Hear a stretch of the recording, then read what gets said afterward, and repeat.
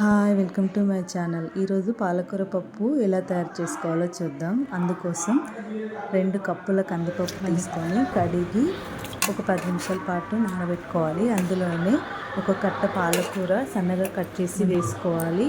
ఒక టమాటా, కొన్ని వెల్లుల్లిపాయలు, అలాగే చిన్న ముక్కలు కట్ చేసుకున్న పచ్చిమిరపకాయలు, ఉల్లిపాయలు, 1 స్పూన్ జీలకర్ర, కొద్దిగా చింతపండు, 1 స్పూన్ పసుపు వేసి 1 స్పూన్ ఆయిల్ కూడా వేసి కుక్కర్ మూత పెట్టుకొని 3 విజిల్లు వచ్చేంత వరకు ఉడికించుకోవాలి.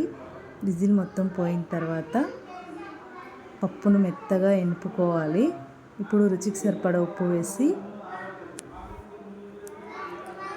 ఇప్పుడు స్టవ్ పైన ఒక గిన్నె పెట్టి అందులో 1 స్పూన్ ఆయిల్ వేసి వెల్లుల్లిపాయలు, పోపు దినుసులు వేసి కరివేపాకు వేసి పోపు వేసుకుంటే ఎంతో టేస్టీ అయిన పాలకూర పప్పు రెడీ.